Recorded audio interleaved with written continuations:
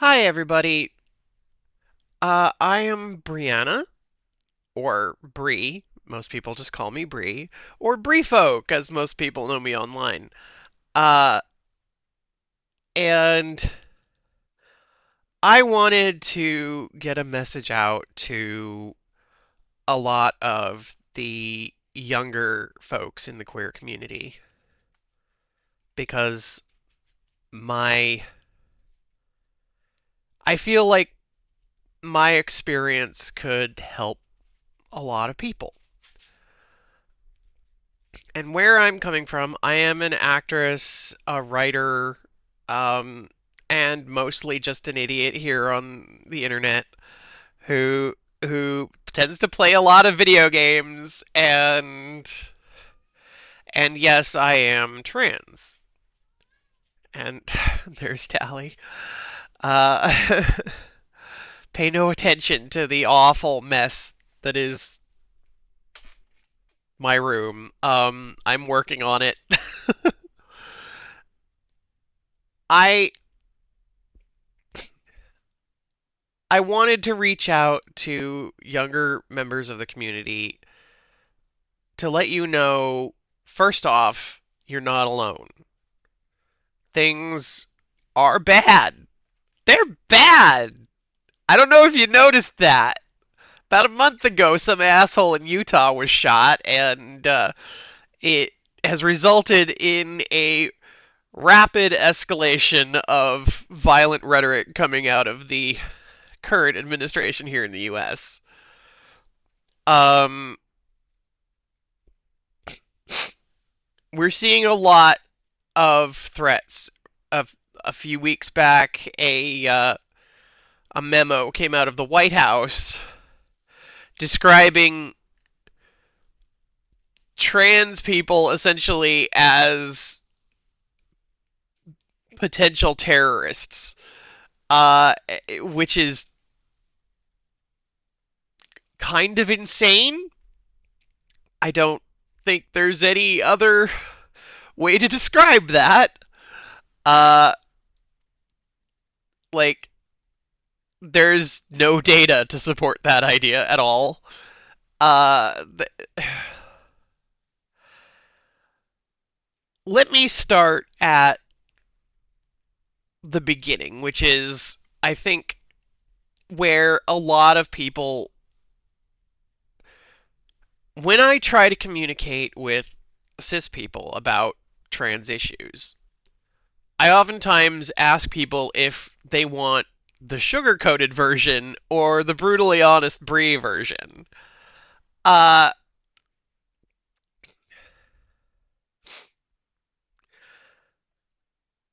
the difference between the two being that in the brutally honest Brie version, I use the G word, and the G word in this case being genocide. Uh, like, obviously, that is kind of the end goal, but I don't always say it as where we're heading, but where we're coming from. Um, like, this is a thing that I think a lot of people are reluctant to address here in the US and in most countries, I think. Uh, that the transgender community is one that comes out of a constant effort to genocide us. It literally constant. All the fucking time for at least the past couple of centuries. Um, like, I, I think a lot of cis people in particular don't understand the scale with which we're talking. Um, you know, our culture, and yes, trans people have culture. We do have, we have art of our own. We have entire fields of literature on our own. We have entire websites dedicated to sharing our literature. uh, like that has always been something that gets suppressed repeatedly, which is an effort at a cultural genocide. It is an effort to suppress our ability to communicate with other members of our community. Um, Ways of which that we can communicate to the younger generations our experiences, which is part of the reason why I'm here doing this right now. As I speak, uh, there's currently the second wave of No Kings protests going on around the country here in the U.S. Uh, and No Kings is an effort to get the voice across that the government has to be held accountable to the people. That we here in the US believe in not having kings, that absolute power is not something that you can have as a part of our government. Um, it is a challenge to the president and to his efforts to solidify executive power. And it is a reminder that we are not alone in our efforts to oppose this. As it is, we are facing an unprecedented crisis. Trans people are being reluctant to come out now. This is not a huge surprise. We just had a study the other day that revealed pretty much this exact thing, that trans people just aren't labeling themselves anymore because they're afraid to be targeted. Uh, and I don't think that that is a good thing at all. I respect people's decision not to cover themselves up, to protect themselves. Where I'm coming from, I've been openly trans for about 20 years now. I you know, I realize that makes me basically old in the trans community. In the trans community, we have essentially two different versions of the concept of age. We have the age you physically are and the age that you came out at and how long ago that was. So, in many ways, trans people often come off as being younger than we actually are because, in many ways, we had to develop ourselves as people in less time. Oh, at a later date than than most people normally do. Uh, I have friends who are fairly recent in transitioning, and they are terrified right now because of how bad things are. And it's like it was like they were just born. They just accepted that this is their reality, and now it's all being taken away. And that is perfectly understandable. I, on the other hand, am a little older. I'm basically an elder in the trans community now, despite the fact that I barely think of myself as being an adult, let alone an elder. Uh, but I will be 40 by the end of this year. I have effectively, like I went full time on my 25th birthday, so I'm coming up on the 15th anniversary of the day that I went full time as myself, which is mind-boggling.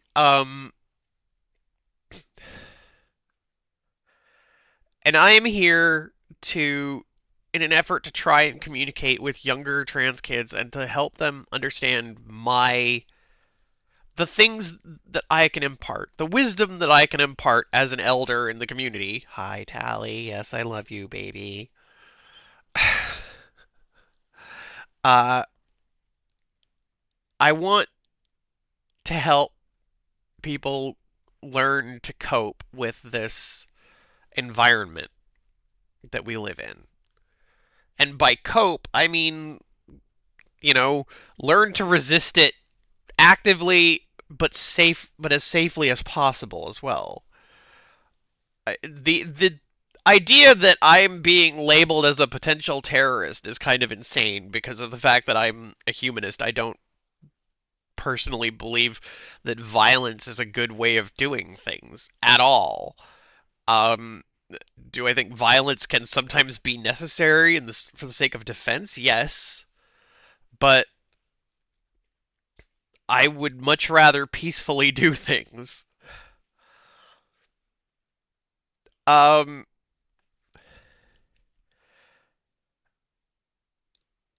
and here's where I want to get into the big story. I think the most important part of this story for the younger crowd to understand why I'm doing this now. For a very long time, I was afraid to be a public person.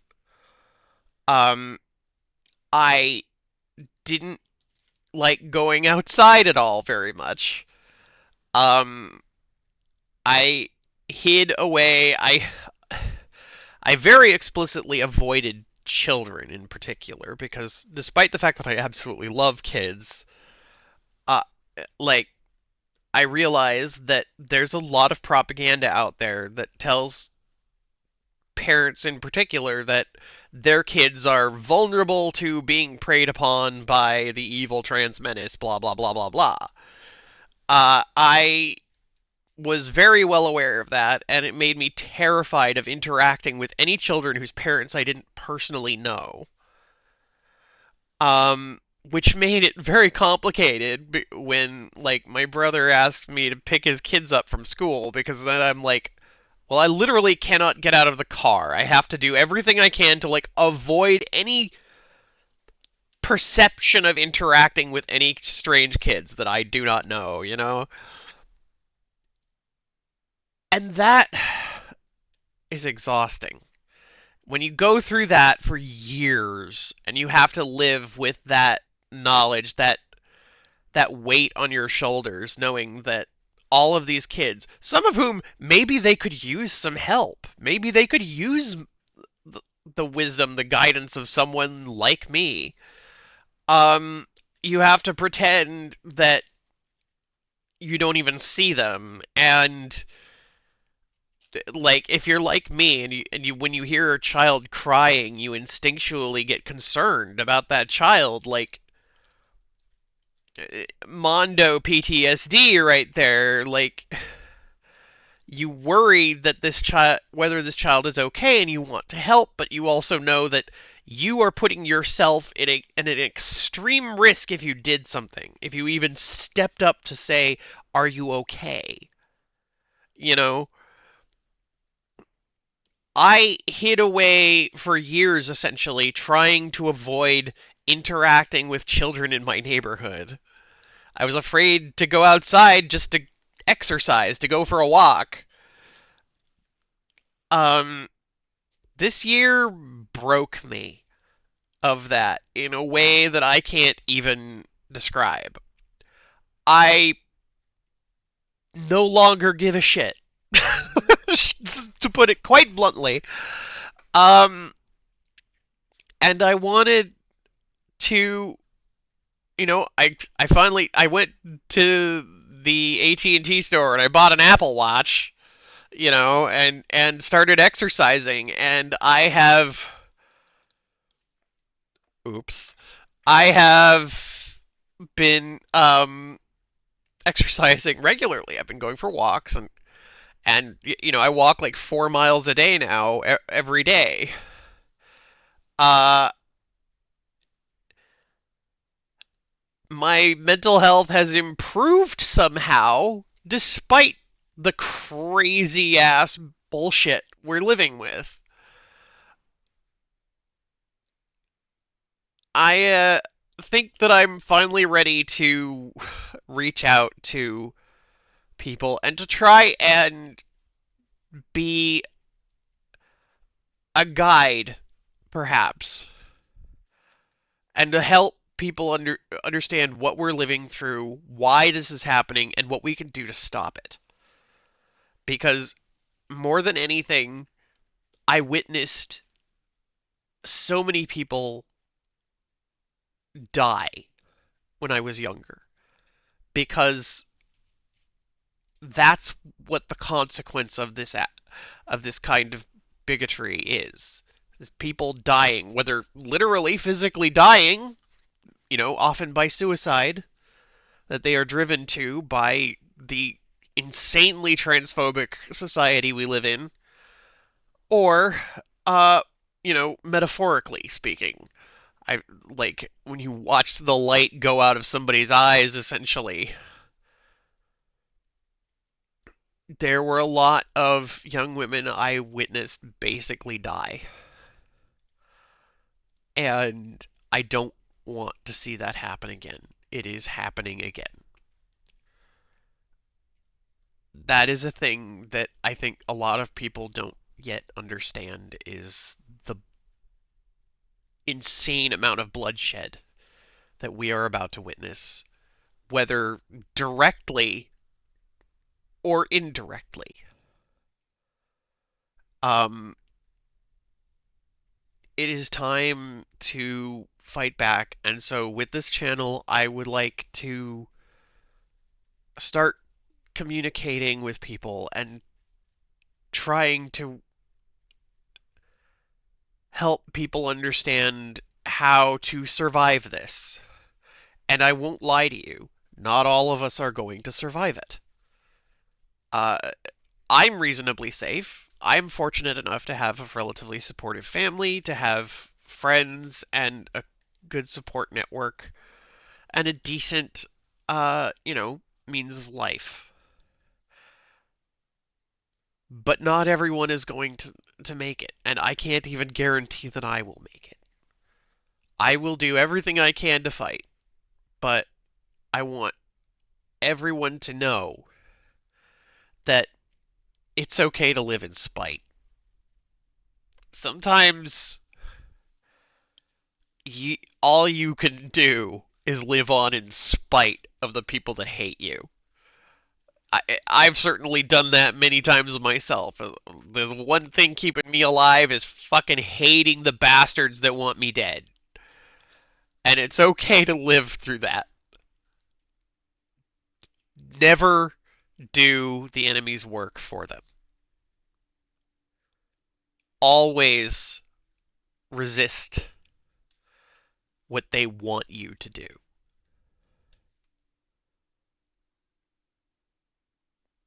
I I hope with this channel I can make a difference and help people get through this. And hopefully make my cat stop chewing on wires. Uh, but, you know, another thing is always be aware that we are now essentially a target of the government. They are watching things we say. It's just a way things are going to be now. I am almost certain the FBI is listening to my phone. Probably. Why would they be listening to my phone? I don't know. But I just have to act on the assumption that they're probably always listening. They're probably watching this video, in which case, hi guys, how's the coffee? Uh, so yeah, I want you all to know that we are here, we care, and it's time that we stood up and fought back.